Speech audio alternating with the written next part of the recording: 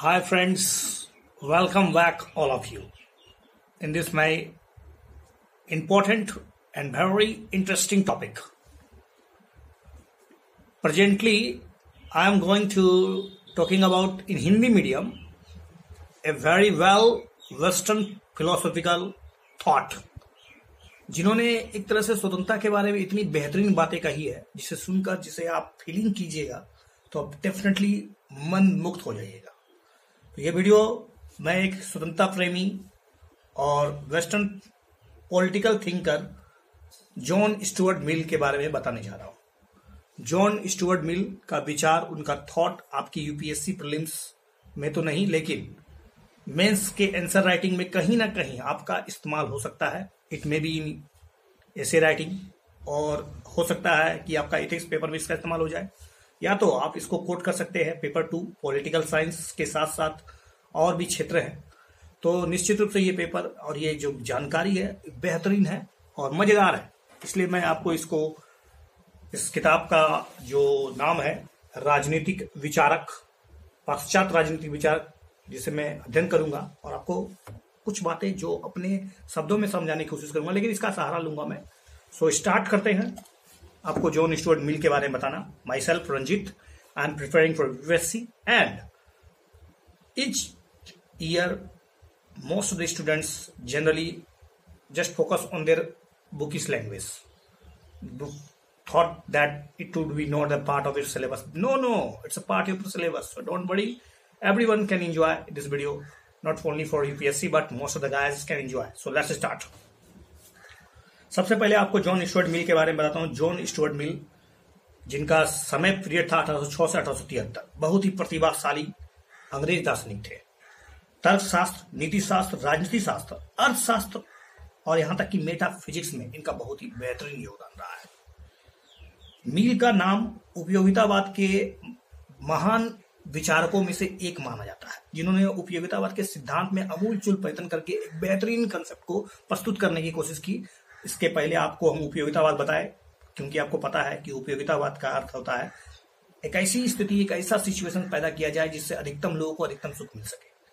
तो इसका कंसेप्ट किसी और व्यक्ति जिसका नाम बोंदा था और बेंथम था, उन्होंने उपयोगितावाद के सिद्धांत को कहीं ना कहीं रखने की कोशिश की थी। हालांकि उनके सिद्धांत में कुछ कमियां थी, उन कमियों को एक तरह से बेहतर ढंग से सुधारने की कोशिश की और मनुष्य के बारे में इन्होंने जितनी बेहतरीन तरीका से प्रस्तुत किया है मिल ने, वो मुझे निश्चित रूप से प्रभावित किया है। मैं भी चाहूँ कि आप लोग इससे एंजॉय लें। तो हम बात कर रहे हैं उपयोगितावाद को एक नए रूप में ढालने की, और मिल की जो विशेष ख्याति है ना, वो विशेष ख्याति इस वीडियो के लिए है, वो है स्वतंत्रता, लिबर्टी, जिनके एक महान सिद्धांतकार के रूप में उसको बताया गया। उसने अभिव्यक्ति की स्वतंत्रता के पक्ष में जो तर्क दिए हैं वे आज भी इतने प्रासंगिक हैं कि आज हम जिस शासन व्यवस्था में जी रहे हैं, हो सकता है कहीं ना कहीं आप बहुत सारे एक्ट सुनते होंगे, unlawful activities act, prevention act, NSA act, ये जो छोटे छोटे धारा 144 का एक्ट और अभिव्यक्ति की जो स्वतंत्रता जो जिस पर लगाम लगाने की कभी ना कभी सरकारें कोशिश करती है, चाहे निजता के हो, राइट टू प्राइवेसी जिसको कहा जाता है, या फिर और भी बहुत सारे इंटरनेट को लेकर इंटरनेट शटडाउन हो जाता है।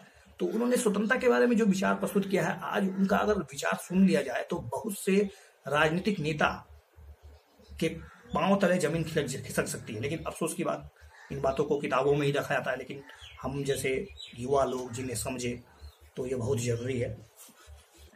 जेएस मिल की कृतियों में सबसे महत्वपूर्ण कृति है सिस्टम ऑफ लॉजिक, जिसको हम लोग हिंदी में कहते हैं तर्कशास्त्र प्रणाली। दूसरा है प्रिंसिपल ऑफ पॉलिटिकल इकोनॉमिक, राज्य अर्थशास्त्र का सिद्धांत। और फिर ऑन लिबर्टी, स्वतंत्रता, विचार, विवेचन। इस तरह उन्होंने बहुत सारी किताबें लिखी हैं, उसमें से एक उपयोगितावाद भी है। उसके बाद उन्होंने सब्जेक्शन ऑफ वुमेन, स्त्रियों की पराधीनता पर भी अपने विचार प्रकट किए हैं एक किताब के माध्यम से। तो हम आते हैं सबसे पहले उपयोगितावाद के जो मूल जो कंसेप्ट जिन्होंने दिया, जिसका जिक्र मैंने बताया कि बेंथम नाम का एक व्यक्ति, महान दार्शनिक वो भी थे, जिन्होंने बताया था। हालांकि ये इसके मतलब जॉन स्टुअर्ट मिल इसके अनुयायी, इनके शिष्य थे, उन्हीं से शिक्षा प्राप्त किए थे। उनसे शिक्षा लेने के बाद ये समझ चुके थे कि ये जो हमारे गुरु जी ने बताया है वो कहाँ पर बेहतर है। ठीक है, वे जॉन स्टुअर्ट को उपयोगितावाद का प्रबल समर्थक बनाना चाहते थे।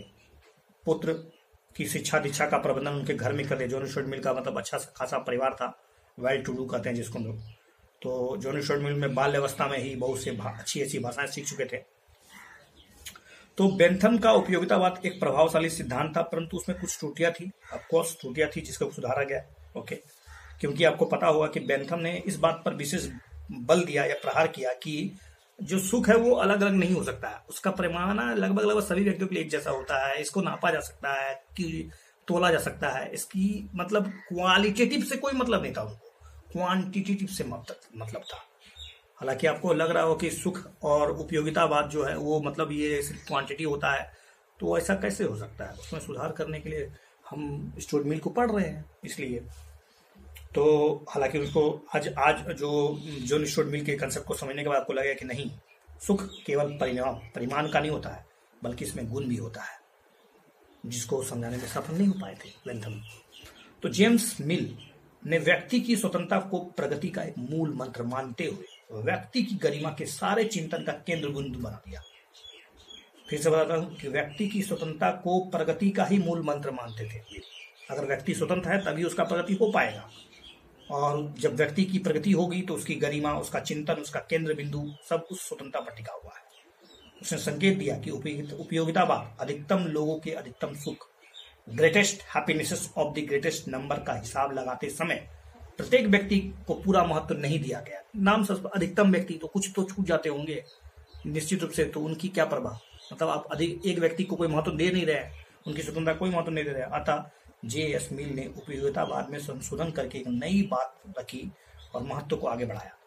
उदारवाद की परंपरा व्यक्ति के महत्व को फिर से स्थापित करने का जो प्रयास एक जे.एस. मिल ने जो किया है, जॉन स्टुअर्ट मिल ने, वो एक बेहतरीन है। तो जिसको आगे चलकर आप देखेंगे जॉन रॉल्स ढोते हैं, मतलब उसको स्वीकार लेते हैं और उसमें फिर बेहतरीन बातें बताते हैं। कभी हम फिर जॉन रॉल्स के बारे में पढ़ेंगे, वो भी न्याय के सिद्धांत में एक महान फिलोसोफर रह चुके हैं। तो सबसे पहले हम लोग बताते हैं स्वतंत्रता की संकल्पना, कंसेप्ट ऑफ लिबर्टी।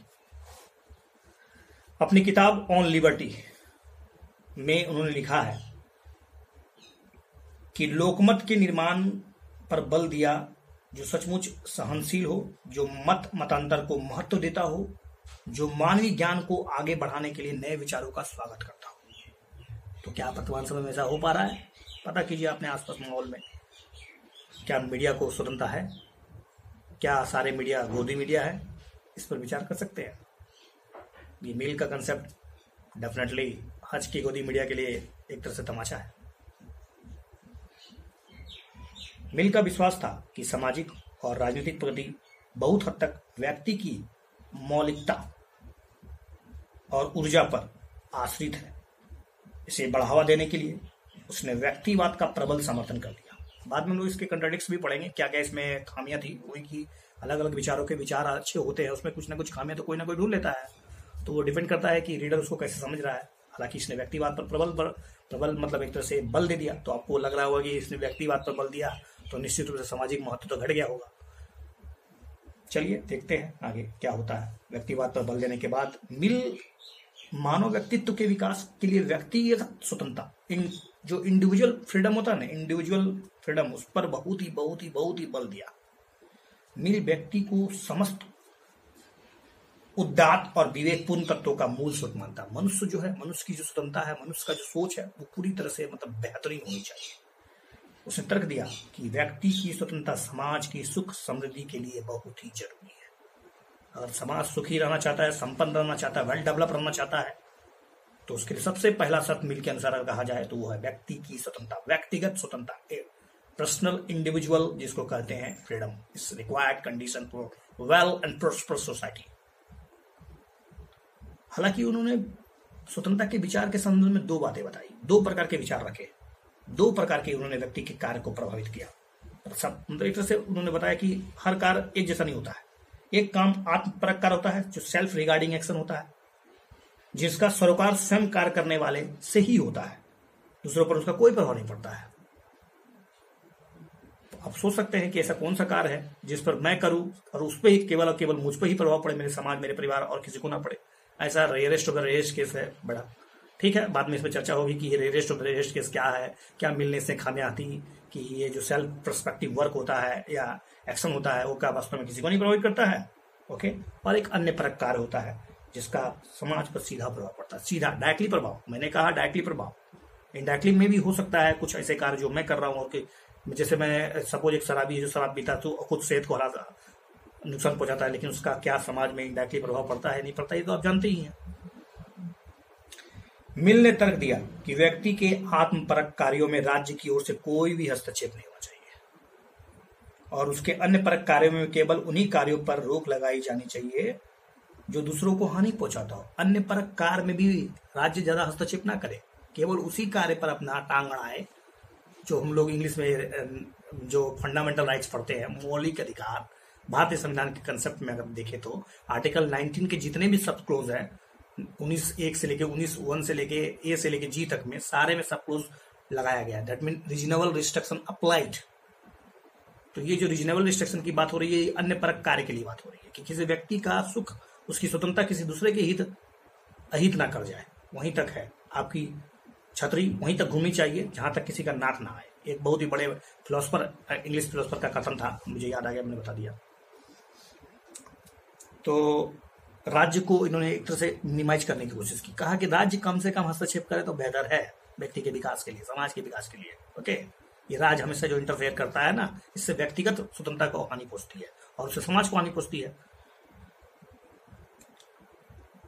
दूसरों को हानि पहुंचाते हो तो वो बात तो हम लोग समझ गए कि उससे कार्य को कहीं ना कहीं राज्य का महत्वपूर्ण भूमिका है और होना भी चाहिए। मेरा अपना ये पर्सनल इंटरव्यू, मतलब अगर मेरा अपना विचार पूछा जाए तो राज्य का रोल है, लेकिन सब तरफ राज्य का हस्तक्षेप हो, राज्य सब कुछ निर्धारित करे, तो ये तो एक तरह से पूरी तरह से समाजवादी जो कंसेप्ट सोचा गया था उसके बारे में कभी डिस्कस होगा कि समाजवाद क्या है, मिश्रित समाजवाद और पूंजीवाद, और एक तरह से मतलब कहे तो संक्षिप्त एक जकड़ भारत में किस प्रकार का सोच है, किस प्रकार का राजनीतिक व्यवस्था है, लोग किस प्रकार की व्यवस्था को पसंद करते हैं। परंतु कभी कभी ऐसी परिस्थितियां भी पैदा हो सकती है जब व्यक्ति की जो स्वयं के कार्य हैं अगर राज्य हस्तक्षेप ना करे तो बहुत गड़बड़ हो सकता है, तो हस्तक्षेप करना जरूरी हो जाता है। यदि कोई व्यक्ति कोई पुल पार कर रहा है और पुल पार करते समय उसको यह मालूम है या नहीं है कि पुल टूटा हुआ है, तो उस व्यक्ति को रोकना जरूरी है। हालांकि वो खुद को हानि पहुंचाएगा, लेकिन राज्य का कर्तव्य है कि उस व्यक्ति को पुल से पार होने से रोका जाए। स्वतंत्रता का अर्थ तो हुआ कार्य करना जिससे कोई व्यक्ति करना चाहता है और उसे करना वो अपने लिए उचित समझता है। वह व्यक्ति नदी पार करना चाहता है परंतु नदी में गिरना तो नहीं चाहता, परंतु यह नहीं जानता कि पुल पर चढ़ते ही खतरा खाली नहीं है और वह सुरक्षित रहने की इच्छा नदी पार करने की इच्छा से बहुत अधिक महत्वपूर्ण है। सुरक्षित रहने की इच्छा नदी पार करने की इच्छा से ज्यादा महत्वपूर्ण है, इसलिए राज्य का यह कर्तव्य बनता था कि उसकी सुरक्षा प्रदान की जाए। ओके, ऐसी हालत में आगे बढ़ने से रोककर हम उसकी इच्छा पूर्ति में बाधा तो डालते हैं, बल्कि यह बाधा डालना नहीं है बल्कि उसकी रक्षा करना है और उसकी अधिक महत्वपूर्ण इच्छा पूर्ति के लिए जरूरी है कि महत्वपूर्ण इच्छा पर रोक लगाया जाए। तो स्वतंत्रता की परिभाषा में अगर संशोधन किया जाए कि व्यक्ति के अपने हित को सुरक्षित रखने के लिए, व्यक्ति के अपने हित को सुरक्षित रखने के लिए राज्य उसके आत्मपरक कार्यों में हस्तक्षेप कर सकता है। मिल का यही तर्क था और जिसके टी.एच. ग्रीन जो भी वो भी इस बात को मानते थे। और है एक अंतरात्मा की स्वतंत्रता पर हम विचार करते हैं, लिबर्टी ऑफ कंसाइंस। इसमें विचार और अनुभूति की स्वतंत्रता, freedom of thoughts and feeling का विशेष स्थान है। मनुष्य को सभी विषयों पर, चाहे वो व्यवहारिक जीवन से जुड़े हो या चिंतन मनन के क्षेत्र से जुड़े हो, चाहे वो वैज्ञानिक हो, नैतिक हो, धर्मशास्त्री हो, कोई भी विचार क्यों ना हो, कोई भी भावना क्यों ना हो, रखने की पूर्ण स्वतंत्रता होनी चाहिए। ये मेरा भी मानना है। आप उसको माने ना माने that is another second hand है, लेकिन उसको विचार है, एक पागल एक पियक्कड़ कोई भी व्यक्ति अपने विचार को रख सकता है। उस विचार पर आप किस तरह से प्रतिक्रिया दे अलग बात है। विचार की अभिव्यक्ति, एक्सप्रेशन और प्रकाशन, पब्लिकेशन की स्वतंत्रता इसमें भिन्न सिद्धांत पर आधारित है, क्योंकि वह व्यक्ति या यह व्यक्ति के व्यवहार का एक ऐसा हिस्सा है जो दूसरे को प्रभावित करता है। परंतु यह विचार की स्वतंत्रता ही है जो महत्वपूर्ण है। यदि विचार को अभिव्यक्ति का अवसर ही नहीं मिलेगा तो विचार की स्वतंत्रता का निरर्थन हो जाएगा, कोई अर्थ ही नहीं रह पाएगा। लोकतंत्र और स्वतंत्रता के परस्पर संबंध की समस्या पर विचार करते थे मिल ने कहा कि अभिव्यक्ति की स्वतंत्रता, फ्रीडम ऑफ एक्सप्रेशन के महत्व पर विशेष रूप से प्रकाश डाला है। लोकतंत्र की स्थापना की व्यक्ति की स्वतंत्रता का समस्या का हल नहीं होता, बल्कि उसके लिए नए नए खतरे पैदा। लोकतंत्र वास्तव में एक तरह से कहा जाए तो कहीं ना कहीं व्यक्ति की स्वतंत्रता पे लगाम लगाने की तो कोशिश कर रहा है, ऐसा मिल का मानना था। तो मिल क्या चाहते थे? क्या वो नहीं चाहते थे कि लोकतंत्र स्थापित हो? बड़ा ऐसा नहीं है। मिल को डर था कि लोकतंत्र के अंतर्गत जनसाधारण के हाथों में शक्ति आ जाने से वो लीक से हटकर चले जाने वाले आगे नहीं बढ़ने देंगे। जो मतलब कुछ खास तरह के सोच विचारधारा से चलते हैं, लोकतंत्र को ऐसी स्थापना कर देगी तो जो नए विचार के प्रोडक्ट वाले व्यक्ति होंगे, जो इंटेलेक्चुअल पर्सन होंगे, जिनके अंदर बहुत ही खुरपात दिमाग होगा, उनके विचारों को कहीं ना कहीं दबाने की कोशिश की जा सकती है लोकतंत्र में। क्योंकि लोकतंत्र का अर्थ होता है लोगों की स्वतंत्रता को कहीं ना कहीं थोड़े मोड़े लगाम लगाना, ताकि राज्य एक बेहतर सुशासन से चल पाए। लेकिन कहीं ना कहीं राज्य जब निर्माण हो जाता है तो उसके बाद राज्य की जो भूमिका होती है वो आप देख चुके हैं।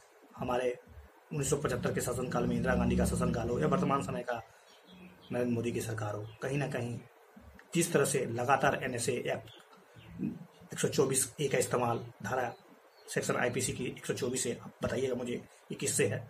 तो इसका लगातार इस्तेमाल होना, इंटरनेट को लगातार शट डाउन करना, आर्टिकल 370 के बाद इस तरह से जो प्रभाव पड़ा भारत में, और लगातार जो आप देख रहे हैं ये मॉब लिंचिंग की घटनाएं हो, स्वतंत्रता के नाम पर एक तरह से गला बंद हो, तो ये सब कहीं ना कहीं मिल के विचारों को कंट्राडिक्ट दिखाता है। लोकतंत्र स्थापित तो है भारत में, तो क्या मिल के विचार को लोकतंत्र में स्थापित होने के बावजूद भी एक तरह से मजबूती दी गई है कि नहीं? तो लोकतंत्र और स्वतंत्रता में क्या रिलेशनशिप है, इसके बारे में डिटेल से किसी दिन और अध्ययन होगा। लेकिन इतना समझिए कि मिल का विचार स्पष्ट था कि लोकतंत्र कहीं ना कहीं जनसाधारण के हाथों में आ जाता है, और इससे क्या होता है, कुछ खास तरह के विचारधारा से हम लोग भेड़ की चाल में चलने लगते हैं और संपूर्ण समाज को औसत दर्जे के तौर तरीके से विचारों से आगे आने के लिए विवश होना पड़ता है। इससे सामाजिक अनुरूपता, सोशल कॉन्फॉर्मिटी, अर्थात सभी व्यक्तियों को एक ही सांचे में डालने की प्रवृत्ति को बढ़ावा मिलता है। नए तौर तरीके और विचारों को बहुत ज्यादा प्रमोशन नहीं मिलता, बहुत ज्यादा हतोत्साहित हो जाते हैं वो लोग। फिर जनसाधारण विशाल संख्या के बल पर अपनी प्रमाणिकता का दावा करेंगे और नए विचार का दमन कर देंगे।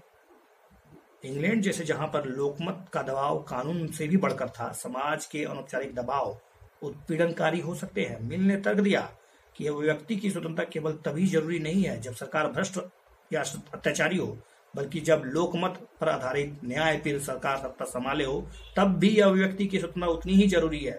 मिल का विश्वास था कि डायवर्सिटी और नए नए प्रयोग करने के लिए और नए नए प्रयोग करने वाले प्रवृत्ति मानवीय प्रगति के लिए स्वतंत्रता का होना अनिवार्य है। Right to expression it's very important part. इसलिए प्रत्येक व्यक्ति के व्यक्तित्व की स्वतंत्रता अभिव्यक्ति को बढ़ावा देना जरूरी है। तो मैंने आज इस छोटे से वीडियो में आपको ये थोड़ी सी समझाने की कोशिश की कि मिल ने किस प्रकार से अभिव्यक्ति की स्वतंत्रता पर बल दिया है, किस प्रकार से लोकतंत्र और अभिव्यक्ति की स्वतंत्रता जुड़ा हुआ है, स्वतंत्रता का क्या महत्व है। मिल ने जिस प्रकार से आगे चल के मिल के और भी विचार को स्पष्ट करेंगे, लेकिन ये छोटा वीडियो इसलिए बना ताकि लोग इससे बोर ना हो जाए। इस तरह के विचारों को मैं प्रस्तुत करूंगा। Thanks for lot once again watching this video. If you love this video, please subscribe my channel and don't forget to share this video to your friends and fellows. Once again, thanks a lot. Thank you.